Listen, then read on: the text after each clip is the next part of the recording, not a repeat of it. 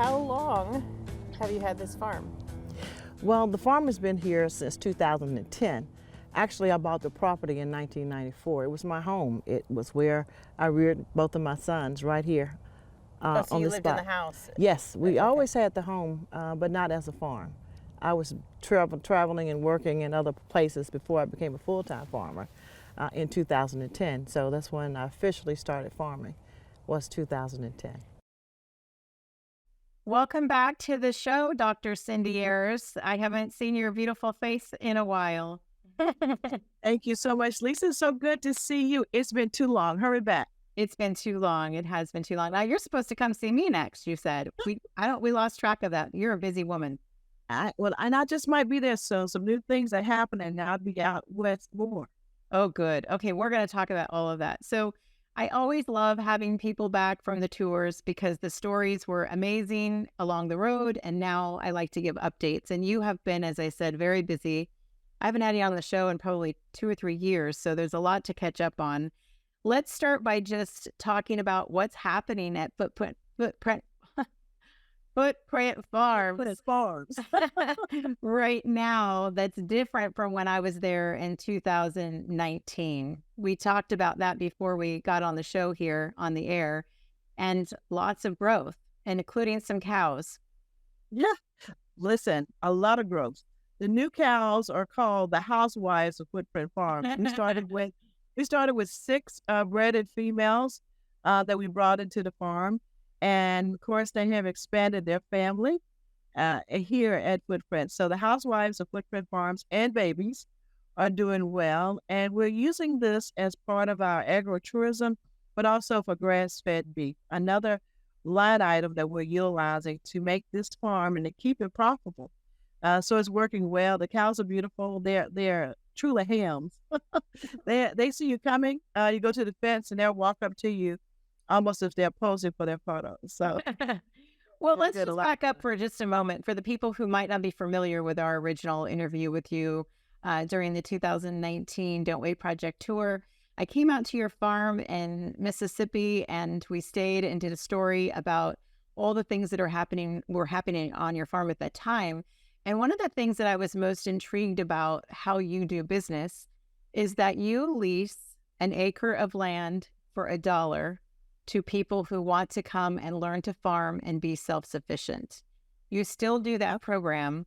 Absolutely. We still do that program. And it's been incredibly successful. So tell us a bit about that again. And then just let's talk about the impact that alone has had on the people who've chosen to utilize that opportunity.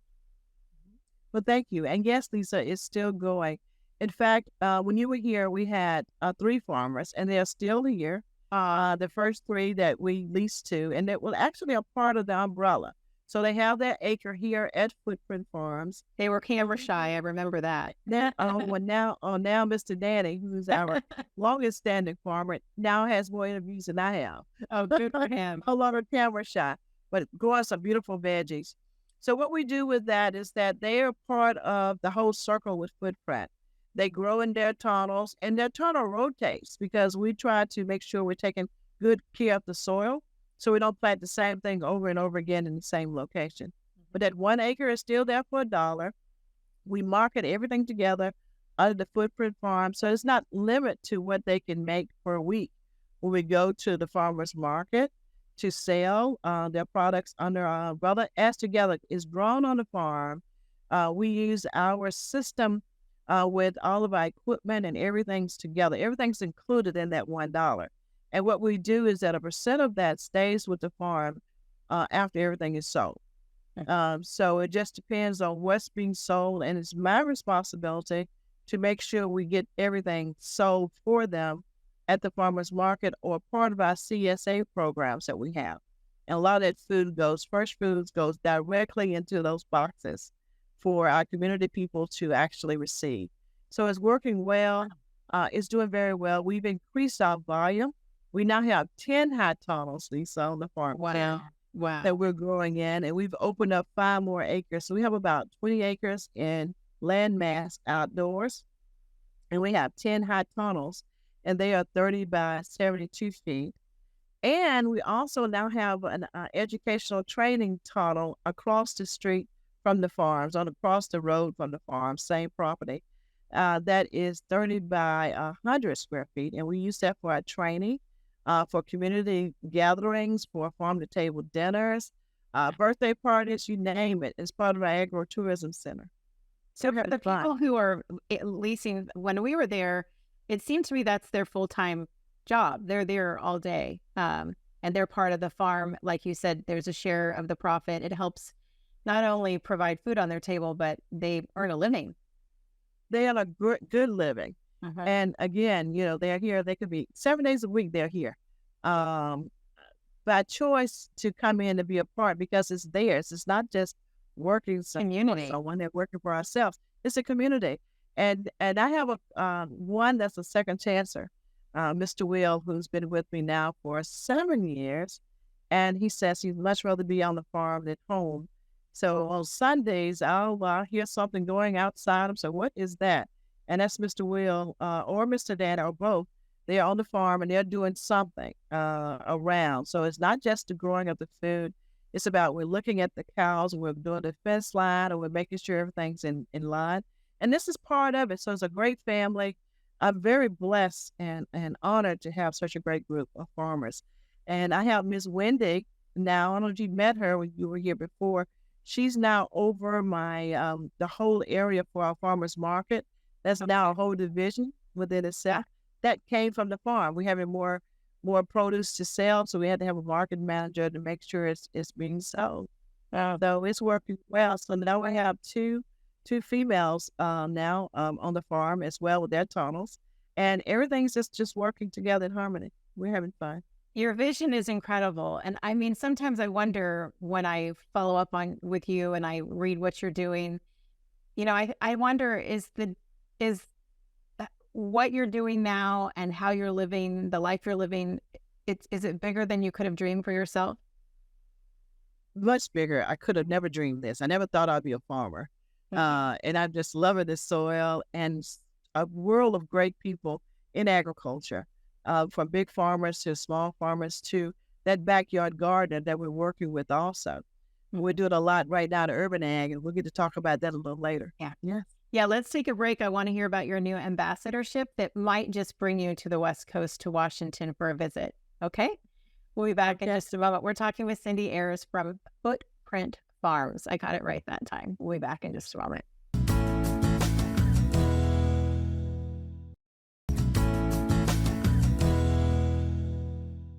We're talking with Cindy Ayers. I met you in 2019 during the 2019 Don't Wait Project tour. We visited Footprint Farms in Mississippi, where you are. We've stayed in touch. I've had you on the show again as an update, but that was a few years ago.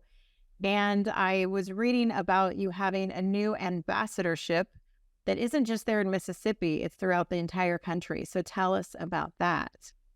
Yeah. Well, great. Oh, believe me, it's unbelievable.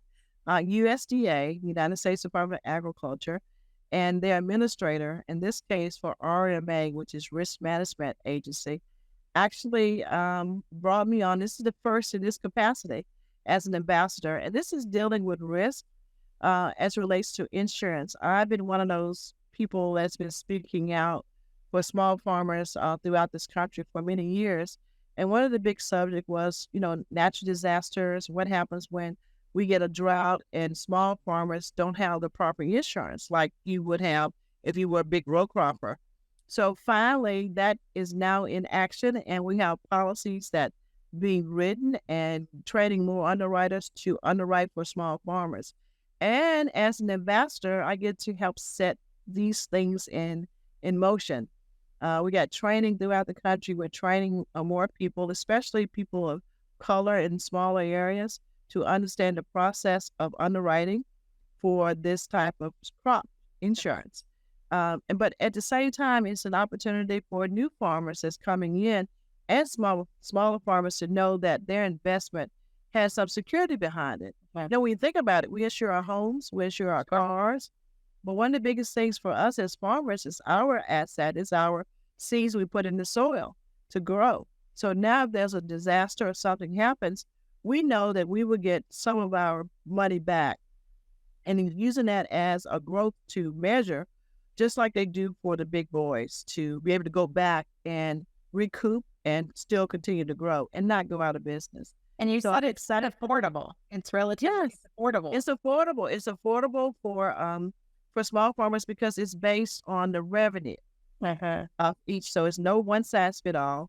Your revenue makes a difference in what type of insurance or what you will insure. And as it goes, it'll be some more policy changes. But right now, the door is open. We never had a door before to open for small farmers with this.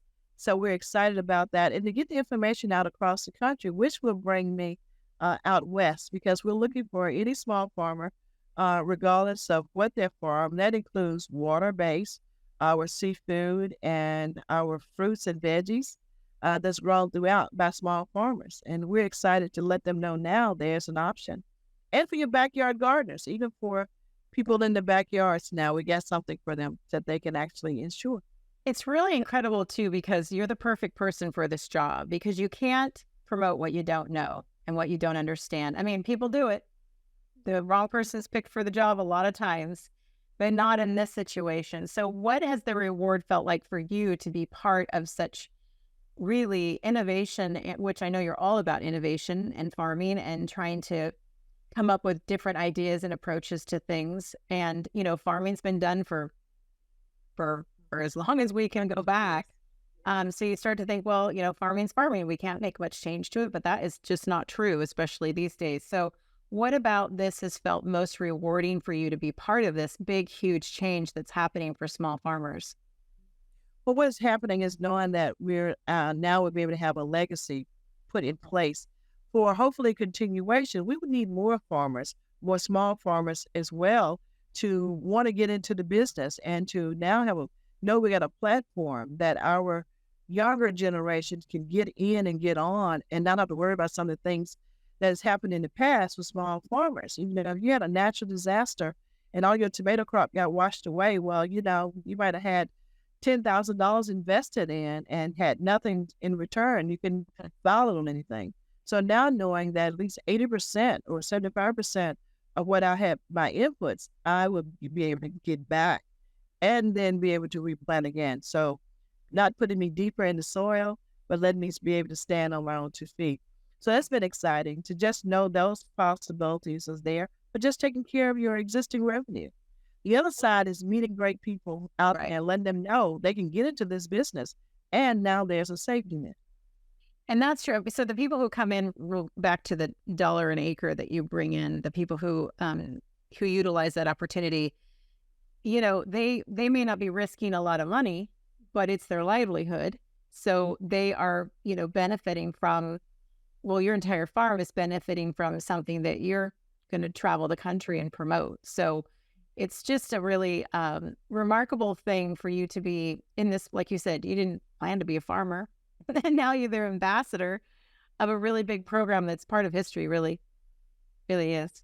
It is, and it's exciting for me. And because of that, other things have opened up that working closely with more of the different agencies, with FSA, with NRCS, some of the other big hands of USDA, and being able to bring this into the existing farmers that they're working with.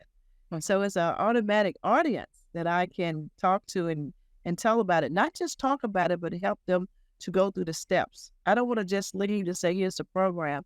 I want to leave saying, this is how it works, and we're going to start it now. So you know what to do when I leave. So it'll be a call to action is really important, isn't it? Call to action, yes. Yeah. Well, let's take a break. When we come back, in addition to all of the things that you've been sharing, you said, oh, and I have a nonprofit now. So let's take a break and talk about that as well. We'll be back in just a moment.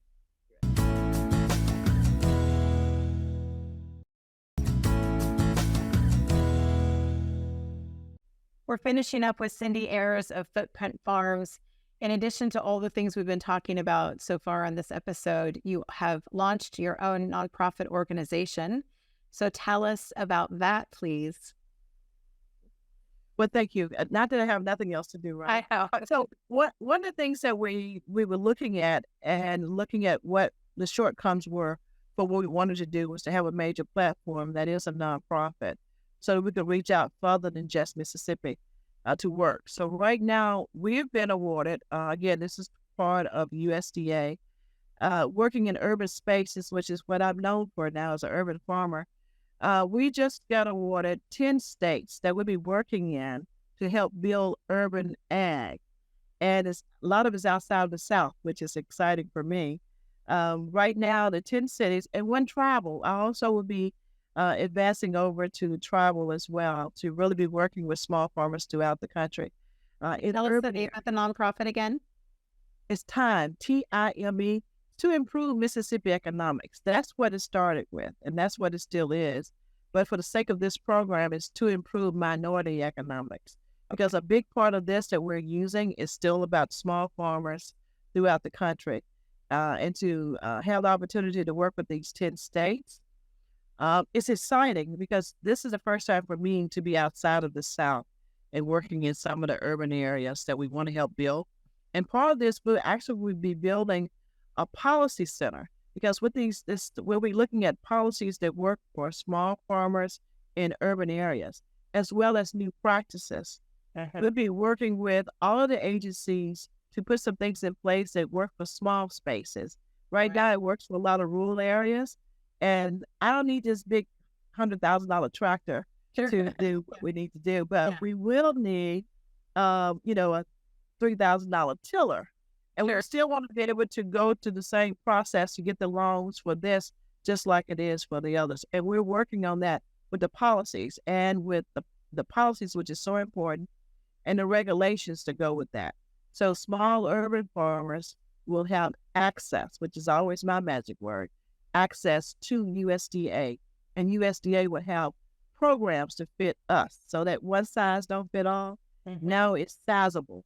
And I'm excited about that. But let me tell you about my cities, which is important. It's one city in each state. We only have one to start with, but that's the start. Yeah. I have Boston, Massachusetts. So I actually went to school at Boston at UMass Amherst, so that's interesting. Boston was my favorite city of all the tours. Really? Yeah, I'd love to go back. I love Boston. Well, we couldn't come on back. We're coming back soon. I'm going to get you back on the road. Columbia, South Carolina, Denver, Colorado, which is coming west, Houston, Texas, Jackson, Mississippi, Kansas City, Missouri, Las Vegas, Nevada, Little Rock, Arkansas, Memphis, Tennessee, Philadelphia, Pittsburgh, Pennsylvania. Not Philadelphia, Pittsburgh. I'm going into Pittsburgh area in Pennsylvania. And I'm going to have one tribal location. So it's 11 total. And this is a 4-year program that we'll be working with and setting up. And even right now, I have an RFP that's out for these cities to actually submit a proposal in to who would be selected. It's a competitive process, but the caveat is it has to be inside the city or the city metro area working with small farmers. So we want to get in to help. So you work with more than one farmer in each city. Yeah. But you're not limited. You're actually growing with the first 10 cities. Yeah, the first 10 for us. And there's 17 others that's been launched already that's out there a year ago. And believe it or not, Cornell University, Virginia Tech, and Virginia State are the 3 that's doing the 17. And little old me in time has 10. and we went a different approach. We didn't go. Obviously. So Cornell University is the other, and then you, Cindy, are the other 10. Wow. It's Virginia State University, which is another, which is one of the HBCUs, the historical Black universities that's part of it, on that side of the first 17. But we are all 27. We're all together as one. It's just we're bringing in from a different approach. But the policies that will work for the 17 is work for the 10. So we now have policy for 27. It's going to be seamless because what affects small farmers all over affects us all. Yeah. So we're working together in unison. We just got it launched at different times and looking at a different philosophy of how we're bringing it in. But I get to work with Cornell. I'm going into New York. Soon we're looking at urban growing in New York, and they're all over the country too. So we're having a good time But the most important, we're making history for urban ag. In fact, this August, we're actually having our first national urban ag conference in America. How about that? And it's going to be in Detroit, Michigan. So all 27 avenues or 27 states with that, their CBOs or their nonprofits that we're working with will be there with some of the farmers. So we'll be able to go deep in a lot of the areas that normally we wouldn't know who they are to get into it. So it starts with the application process. Yeah, well, this application process is an RFP. It's a request for proposals. So nonprofits, only nonprofits, including universities, only nonprofits can apply for this, but they have to have that caveat of working inside of the cities with small farmers, women, any minority at all. It works, even youth. So as a part of that, we're looking as well. So we're excited about it, and to look at more food being grown inside cities to help work where there's a lot of food deserts in our city communities, to be working in those areas and to produce more farmers, more ag farmers in every area. In this case, it's the city, and we want to work city and rural together. We see farming as farming. The city has the capacity with the people.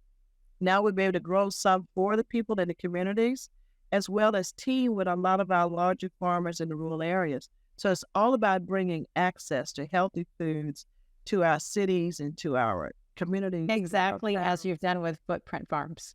Yeah, I'm excited about that. Yeah. To be able to duplicate your work in cities across the country, that's quite an accomplishment. Well, you have to let me know when you're going to be in Houston, because that's where I lived for many years and I have family in those areas. So that would make the most sense. I'd love to do a story about it again.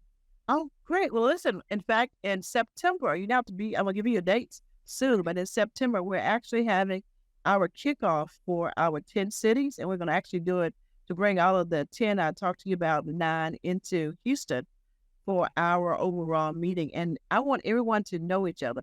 We're starting this chain of, you're growing this in Boston, you're growing this in Mississippi, or you're growing this even in Louisiana with the other 27. We want you to know and be able to get best practices. It works well here. Will it work for you there? And we'll be able to network that in. That's the beautiful part. With technology, we'll be able to network everybody together. So you have someone that you can call and talk to. What's going on with my lettuce? What can I do differently? And you got someone else, a farmer, that's growing and can help. So we're trying to put that in place right now. Well, it's always a pleasure to have you on the show. I'm going to definitely have you back sooner than the couple of years it's been since the last time, because there's so much going on and so many updates we can give. So thank you for your time, and I'll see you in Houston, I think. We'll work on that. We'll talk about that on there. Thank you so much, Cindy. Thank you so much, and thank you for having me on. And again, I'm looking forward to our next encounter. Come on, get on the road, girl. We need to have you. Thank you so much.